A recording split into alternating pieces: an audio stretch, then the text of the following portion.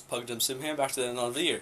Today's video we're doing a unboxing / review of the GameMax Falcon ATX gaming case. So as you can see, we're going to start off here by looking at the box. It shows a picture of the image in a sort of half grayscale way, probably to save money on ink. And then it also lists the features. Let's go down the list. 2 USB 3.0 super speed USB with up to a 5 GB per second transfer. Supports a 240mm water cooling radiators front and top. Support for long graphics cards up to 415mm or 41.5 centimeters. The max CPU cooler height of 161mm or 16.1 centimeters. It has internal cable management, toolless installation of hard drives, USB 2.0 x 2, high-speed USB up to 480 megabytes per second, HD audio input or output on the front panel, fan controllers, which I believe there's 2 switches of, a stylized side window, and support up to 5 120mm fans. It comes pre-installed with 2 blue LED ones, and it's a powder-coated black interior.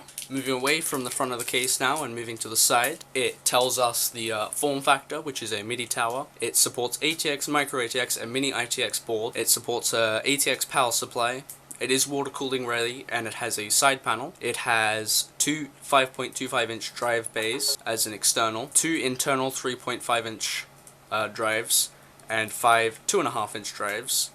So that's for your 2 hard drives and apparently 5 SSDs. It comes with 7 full-size expansion slots. The cooling, it can support 2 120mm fans in the front, and it says that it comes with 2 LED fans included. In the rear it supports 1 120mm fan. It says that there's one included, but I'm yet to see one included in there unless it's somewhere in the packaging that I've missed. Supports 2 120mm fans at the top. On the I/O ports it goes over everything, so there's your USB 3, USB 2, HD audio and in, and obviously there's your dimensions down the bottom there of 486mm long by 200mm wide by 512mm tall. The chassis color I went with is black, and it has blue LEDs in it because I'm going for a blue and black color scheme on my build.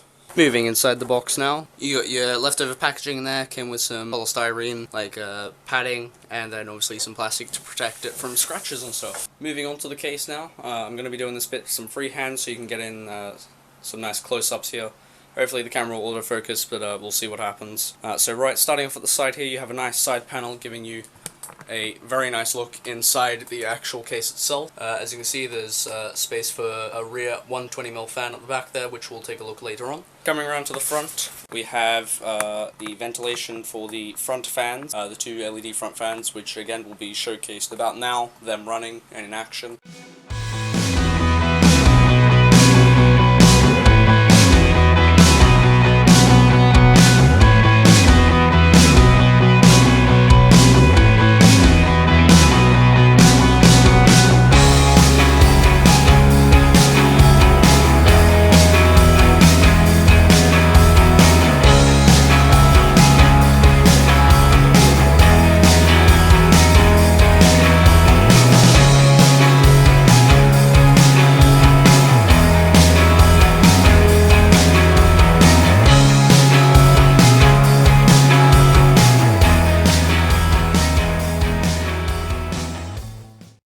Your slots for your internal 2.25-inch drive bays, in case you're old like that and want to have a disk drive like myself. At the top here, coming to the front I/O, you have a power button right there, hard drive activity, reset, microphone, audio, USB 2.0, USB 3.0, then you have a fan controller for up to 5 fans. So this first controller here can control the 2 front fans, and then this one here can control 3.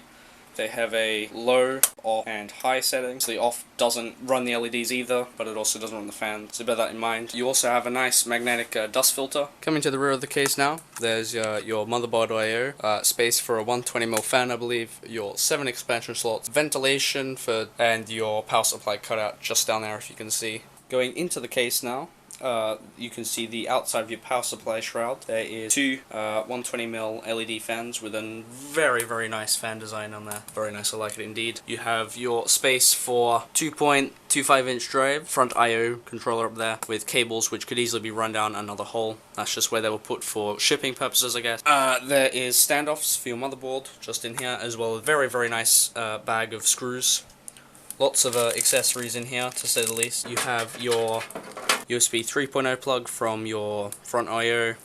There's obviously all your lights and switches and stuff, and your USB 2.0, which again could be easily routed through another cable. I definitely do like the black interior though. You know, I don't think in any case it should be anything other than black really, unless it's something like an S340 Elite or something, where the entire side is panel. Now on to the most uninteresting thing of the entire case. The bottom has a, not magnetic, but it is a removable dust filter for the power supply fan. Just sort of sits in there with like a few little weird little clip looking things. I mean, it's not the best looking thing. I mean, I would prefer magnetic, but I'm guessing it probably would have, I don't know, fallen off somewhere and you'd lose it. It has these nice angular feet, which can of course be taken off, but they have rubber pads so they won't scratch your desk, obviously, which is always a good thing, because, you know, you buy a brand new desk, you don't want to scratch over the PC case. Moving on to the side panel, or the cable management side, I should say. You have these nice little thumb screws on both panels, so none of those annoying screwdrivers that you have to carry around with you if you want to do some quick cable management or part removing, and then they simply just slide out like so. On the rear you have cable management, as well as those cables from your front I/O and whatever.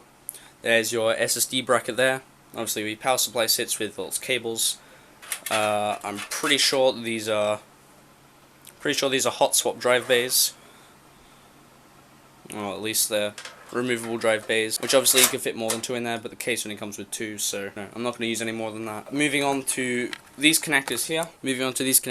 Obviously these are the fans that are already connected here. These are apparently 3-pin fans running into a 2-pin header or something like that. You can see inside there. There's only 2 pins, but I've had a quick look and they're 3 pins. So obviously that's for your first switch that I was talking about, can only run 2 fans, and then these are the second switch. This is the second switch that can run 3 fans, obviously, the rest of the 3. This is obviously the power to the fan controller power, hence the nice label on there. And it's a Molex pass-through, so if you ever want to use a Molex pass-through for some strange reason, you need a Molex, you know, there you go, Molex pass-through. One of my pet peeves with this case already is that magnetic dust filter on the top there. The magnets aren't very strong, so it can easily get knocked around, pushed out of place. Obviously, another one that I don't like about this case is lack of cable management. Like, okay, it has like a 2cm space, maybe not even that, 1.5, 2cm space at the back there, for cable management, but you know, it's got enough holes and cable tieable places.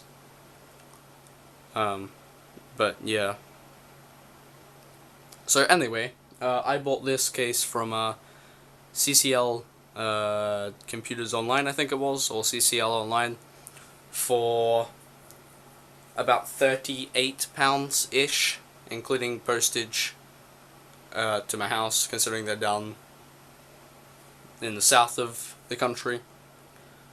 And it came here within 3 days, doing a 3-day posting and whatever. Nothing was damaged. That goes out to DPD, obviously, for their nice posting services and whatever. Yeah, I'm yet to build in this case, but I definitely want to. Can't wait for it. Right, so let's move on to the pros, cons, and what could have been changed. Keeping in mind that this is a £37 case from CCL, it was delivered by DPD, and all these are strictly my opinion. So let's start off with the cons. The cons, it has a 5.25-inch drive bay, which you don't see in a lot of cases these days. It has a power supply shroud. It has decent cable management, dust filters, LED fans that go with my color scheme. It's water cooling ready, so if I ever wanted to upgrade in the future. And I don't know, it has a nice paint job, I guess, and whatnot. Obviously, you could mod this case to whatever, you know, make it look cooler, paint it, you know, do whatever. I'm assuming that I/O is interchangeable as well, since it's sort of like since it sort of looks like that it's just been plopped in there. It has a window, which is quite nice, and the LEDs on the fans are quite bright. The other pro about this case is that on its own, it's actually quite light. Like my other PC case, like that thing's like a good 5 kilos or something without the components in it. Probably because that's mostly metal though, whereas this is, I think, aluminium and plastic. So like all your front and top panel and stuff, I think, is plastic. So now moving on to the cons. the dust filters don't stay in place. The magnet on the top one isn't very strong. Could easily be knocked around if, you know, it's say on the floor or, you know, whatever else. It could be easily lost as well. On the bottom, the one's only held in by some weird looking clip things that just sort of let it sit there, and it could fall out at any moment. I've already had it fall out twice in the process of just moving it around to do this video. The drive caddies for the drive bay, you know, the hot swap things, they feel a little bit cheap, probably because they're plastic at the end of the day. Another con is that you don't really get a lot of room. Cable manage at the back there.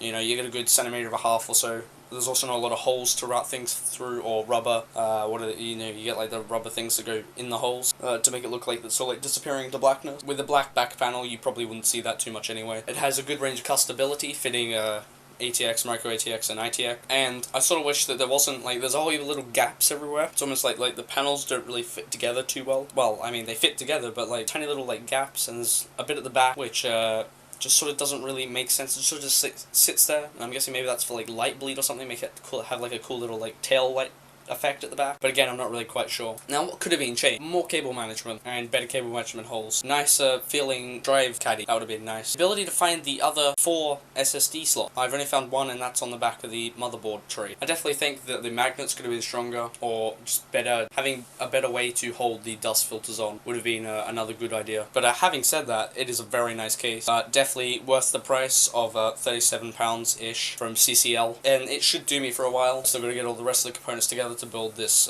PC, but when I do, I can't wait to build it, and there should be a build log coming for that whenever I get it done. So all in all, I rate this case on design. Well, design of how everything's laid out and whatever, probably about a 7, to be honest. Just because of the way all the cable management holes are laid out and where the front I/O is, I'm not a big fan of that. Appearance and design, it looks amazing. This thing's definitely like a 9. Customizability, or whatever else you want to call it, you know, add on, well, probably a 9 as well, because of the option to add in water cooling. If you're having, say, like a single custom loop or something like that, you know, you can fit a res, something along those lines, or even like an AIO cooler in there for the CPU or GPU, depending on whether you got a hybrid version or not. That's also very nice. And obviously, it does come with some of the old tech, so 5.25-inch drives for things like card readers and disk drives, Blu-ray players, all that fun stuff. Also something customizable. You know, you could mod that to hold anything, really. If I want to put in a fucking floppy drive, or a disk drive, or a Blu-ray drive, or a card reader, etc, etc, etc, the list goes on. Overall, the case is about an 8, taking in mind that design, the layout of everything wasn't really that thought out, and the attention to detail, I mean, it was attentive, but it wasn't on the inside. It was sort of just like slap bang, here's a tray, here's a hole, put your cables in through here, and Bob's your uncle. So yeah, let me know if you want to see any more on this case, if you want to see a build log. Definitely like the video and comment down below that you want to see a build log, obviously, in this case. If you have any questions, feel free to ask down in the comments, or whatever. So yeah, having said that, guys, this has been PugNimSim, and I think you should like and subscribe if you want to see more videos like this. Random reviews for cases that, well, yeah, random reviews that don't make sense. You just want to have a look at a case for pornographic imaging, I don't know. Like, subscribe, and I'll see you guys in the next video. Bye!